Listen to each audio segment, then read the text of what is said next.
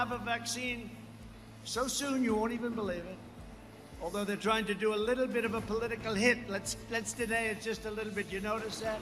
Let's delay the vaccine just a little bit. We can't allow politics to interfere with the vaccine in any way. The race for a COVID-19 vaccine is on, but the injection of politics into vaccine development is creating a public trust deficit in federal health agencies.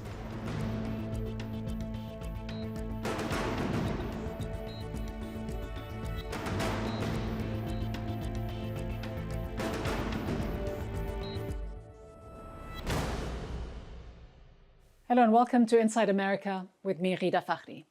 As the global death toll from COVID-19 reached a tragic milestone with over 1 million deaths worldwide, the US alone recorded more than 205,000 deaths and over 7 million active COVID cases. The rising number of deaths and infections brings a renewed sense of urgency for a cure, but also a growing wariness among Americans that politics, rather than science, is driving the process for vaccine development and approval. President Trump has repeatedly claimed that a vaccine could be available in the US by October or November, a timeline contradicted by the director for the Centers for Disease Control and Prevention, the CDC, Dr. Robert Redfield, whose testimony before Congress appeared to contradict the president's assertions. If you're asking me when is it going to be generally available to the American public so we can begin to take advantage of vaccine to get back to our regular life, I think we're probably looking at late second quarter, third quarter, 2021. With federal public health officials being openly contradicted and rebuked by the president, and the White House accused of interfering in the vaccine process for political gain ahead of the November 3rd election, trust in the safety of a vaccine is waning. In a recent poll, around half of Americans, 51%, say they would definitely or probably take a vaccine if it were available today. 49% say they would definitely or probably not get vaccinated, a 21 percentage point drop from May, when 72% said that they would likely take the vaccine. In response to the public's growing skepticism and concerns over the vaccine process, the Food and Drug Administration, the FDA, plans to issue stricter guidelines for emergency approval of the vaccine to boost public trust.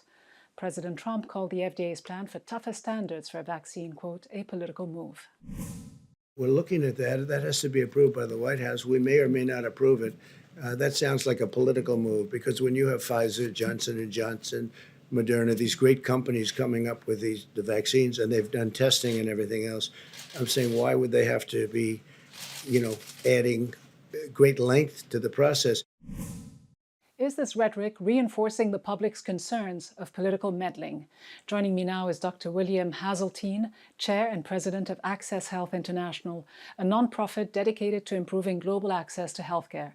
Dr. Haseltine is a former professor at Harvard Medical School, where he founded 2 research departments on cancer and HIV/AIDS. He is the author of the just-published memoir, My Lifetime Struggle Against Polio, HIV/AIDS, and COVID-19. Dr. Haseltine, you worked for years on the AIDS epidemic with Dr. Anthony Fauci, so you know firsthand how difficult it is to create a vaccine. There still isn't one for HIV/AIDS. There isn't an effective one for malaria. It took 4 years to create a vaccine for mumps, and that was the fastest vaccine development, I believe. Could we have a vaccine for COVID-19 in just a few months or even a few weeks by mid-October, as President Trump has often predicted? Well, you can always have a vaccine. The question is, does it work and is it safe? I think many of us that look at these current vaccine programs see that despite the claims and even the pledge of large pharmaceutical companies that they would not ever launch a vaccine that's not proven to be safe and effective, it's virtually impossible to do it in the time they have. And there's some caveats to the pledge that they actually made.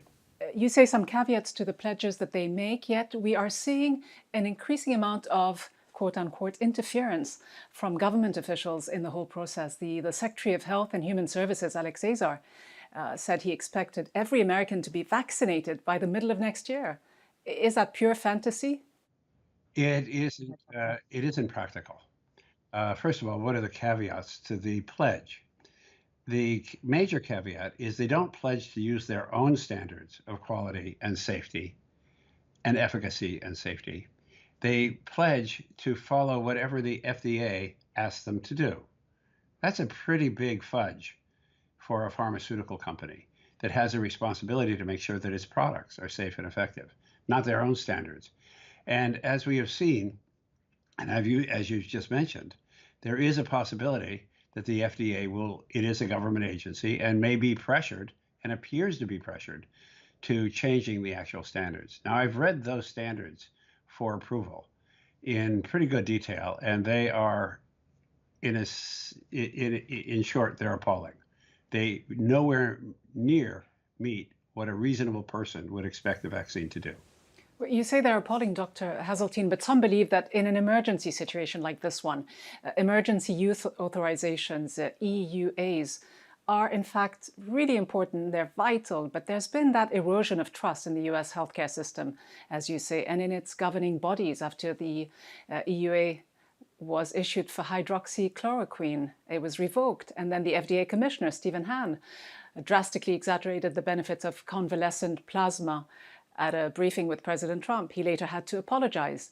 How much pressure is the FDA really under to push for a vaccine without conducting those large enough trials that are needed? I think first of all, they are under pressure, but we have to go back and actually look at what the criteria are for approval. Normally, you would say a vaccine should prevent infection, it should prevent serious illness, and it should prevent death. None of those are endpoints required for this vaccine.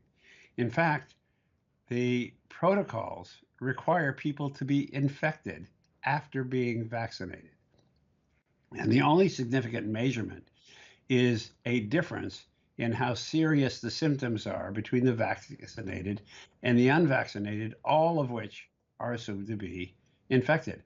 And that difference has to be perhaps a difference in whether you get a serious cold-like symptom or a cold-like symptoms or you don't. So they're not measuring what most people would expect. Doesn't necessarily meet the criteria for preventing infection or serious disease or death. And that's baked in before all this political pressure on getting it approved by the end of October. Speaking of that political pressure, just how appropriate then was it for the Health and Human Services Secretary, Alex Azar, to revoke the FDA's authority to sign off on any new regulations, which was justified in a memo released by the Department of Health and Human Services on the basis that the change, quote, minimizes litigation risk, prevents potential future abuse of authority, and is consistent with congressional intent. Is there a need now, more than ever, for complete transparency? And will this be the case, given this sort of statement, the discord and clashes that we've been seeing between the administration and federal health officials and outside scientists and health experts? Well, it is very unfortunate that the authorities of the FDA are being questioned.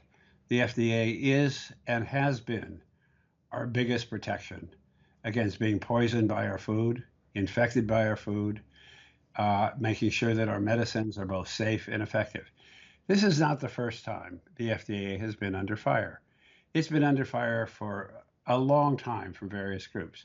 This is the first time that the serious critics of the FDA have an administration, and it's seemingly many cabinet officials and above seem to be pushing hard to change the way the FDA works. And so are you concerned that the FDA could in fact be overruled if it rejects a vaccine over concerns for its safety and efficiency? Is politics here trumping science?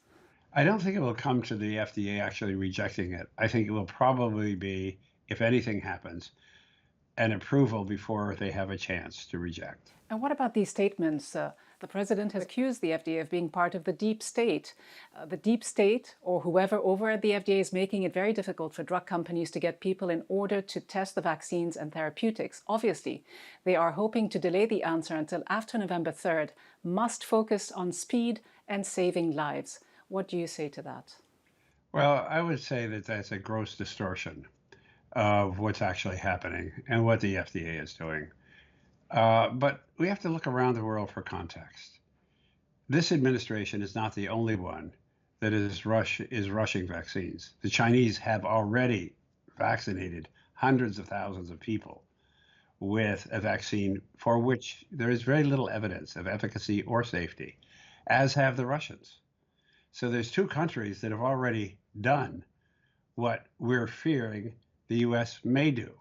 Let's hope that we're able to marshal enough counter pressure that any vaccine that we approve meets both safety and efficacy standards that are reasonable for experts in the field. I would not rely on pharmaceutical companies for the backup for safety and efficacy. Already we've seen holes in their pledge, and in the past, we've seen practices that are less than perfect. Dr. William Haseltine, thank you so much for joining us and for your great insights. Thank you. You're welcome. Thank you. Meanwhile, behind the scenes and away from the political wrangling, researchers are hard at work, with several COVID-19 vaccines being tested in phase 3 clinical trials on humans, and many pharmaceutical companies seeing their stock prices soar. Operation Warp Speed, the $10 billion US government effort to create a vaccine in record-breaking time, is leading the charge here in the United States. 11 vaccines are currently in phase 3 of clinical trials, with Novavax expected to enter its final phase in the US next month. Although the Maryland-based pharmaceutical company never brought a vaccine to market, it received $1.6 billion from the US government for clinical trials and manufacturing, and has seen some promise in its early testing phases. I'm now joined by the President of Research and Development at Novavax, Dr. Gregory Glenn. He's also head of the vaccines program. Dr. Glenn, Novavax has never created a vaccine and was struggling financially before it received the $1.6 billion from the federal government. What made the administration decide to invest so much in your potential COVID-19 vaccine? Well, look, we're actually a very experienced biotech company, and that never made a vaccine headline is not entirely, correct. So the technology we use is making our vaccines in insect cells, which may sound a little strange to you, but these are like 3D printers where you take a gene, you put it into a cell, you get the vaccine out. So that technology is actually the basis of a licensed product called Flublok, bought by Sanofi Pasteur. So we have a pedigree, I would say, that's a little stronger than that. And then you're right, last year we were really weak, but we put all of our eggs in one basket, and that is we have an improved influenza vaccine.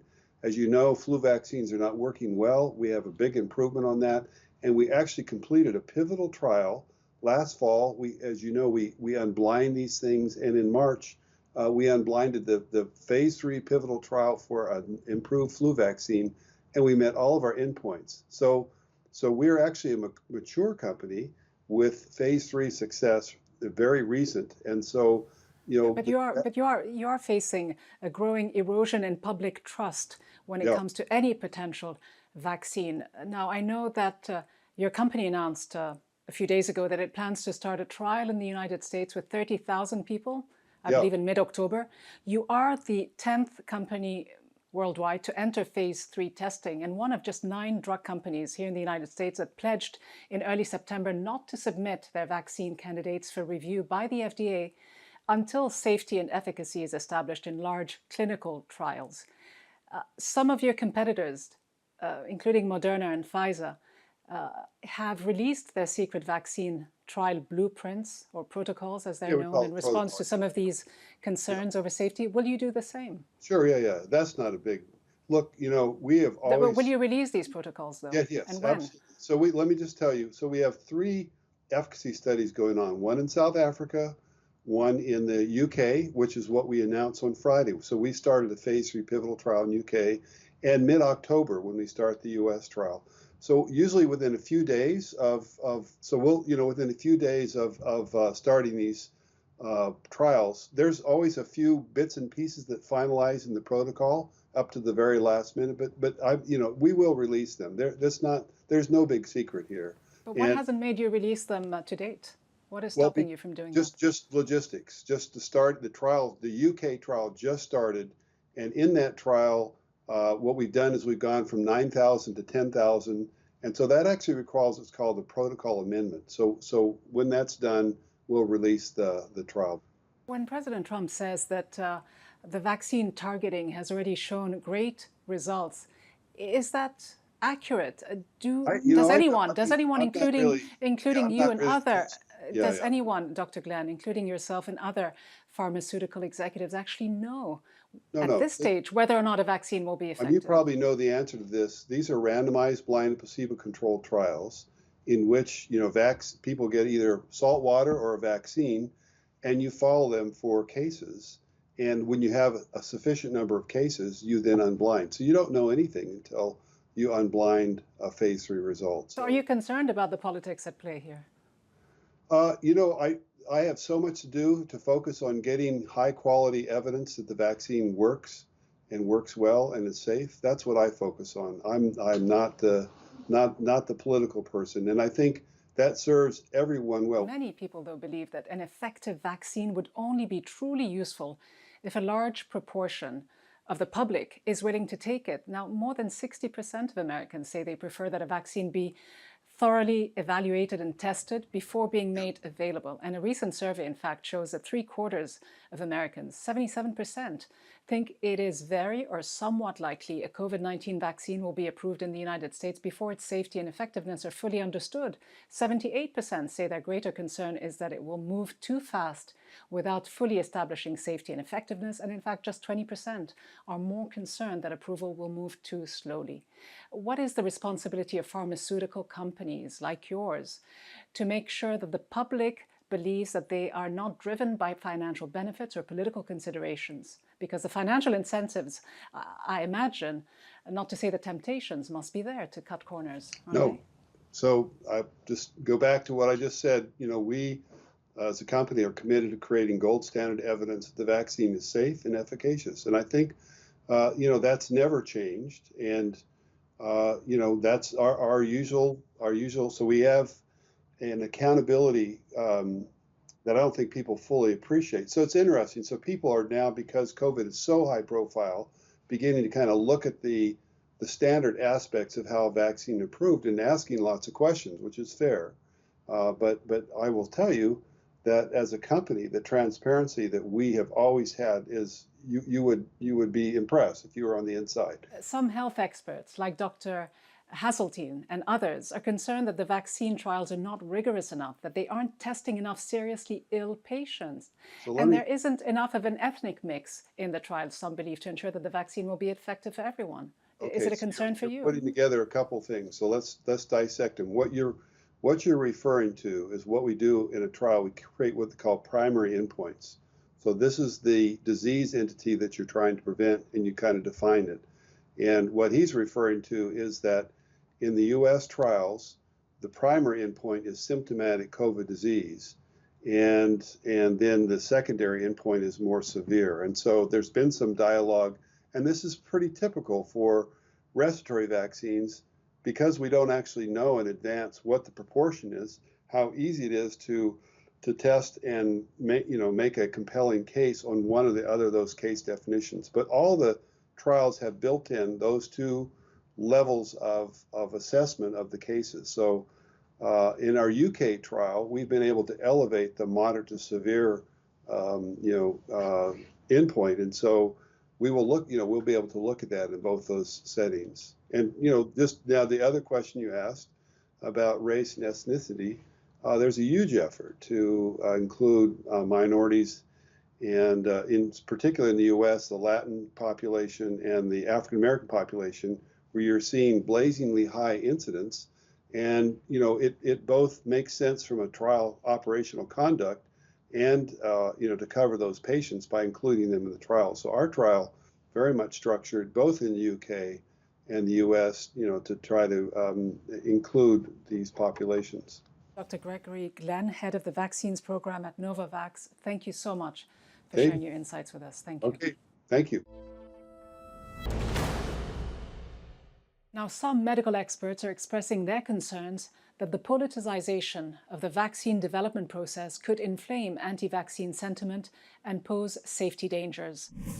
A group of virology, epidemiology, and public health experts signed a letter addressed to FDA Commissioner Stephen Hahn, saying that before they're able to confidently serve as advocates for a vaccine, they, quote, must be able to witness a transparent and rigorous FDA approval process that is devoid of political considerations.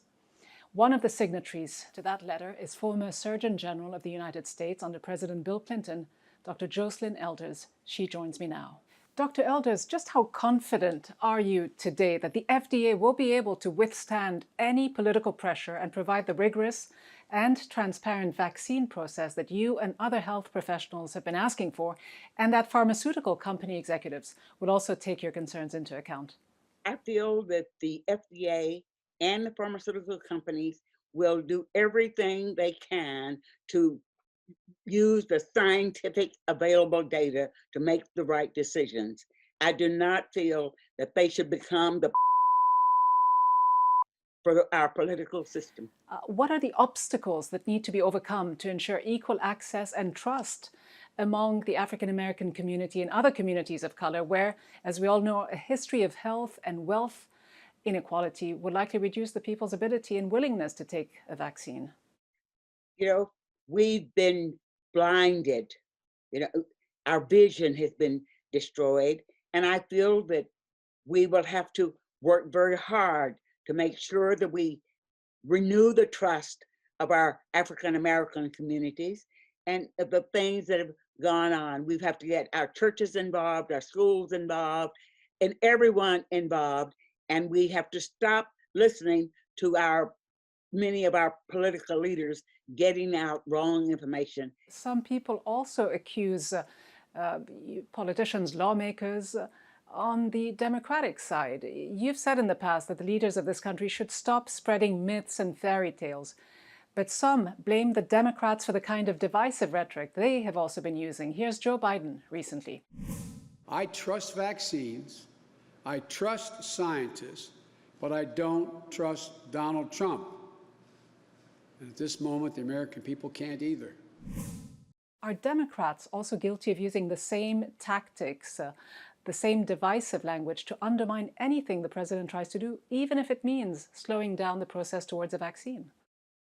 I think we've all got to stop all of this high-powered rhetoric and start thinking of what's best for the people of America and stop worrying about the politics and think about what can we do to overcome this virus. If we don't open our eyes and get 20/20 vision, we're going to lose our country. And how do you restore trust in the health sector? Because in the US, the anti-vaccine movement is growing, particularly in states that allow babies and infants not to be vaccinated.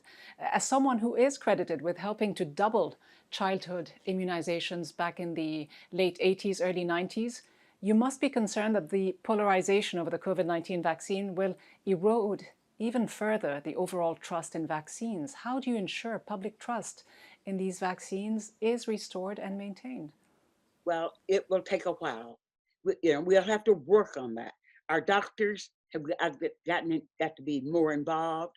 Our teachers, our physicians, all of our communities got to be much more involved and ensure that vaccines are available and that they're safe and they're effective and they will be the right vaccine for our people, and we can't rush into it. We've got to do the right thing. And our scientists know better, and we have to stop listening to our politicians.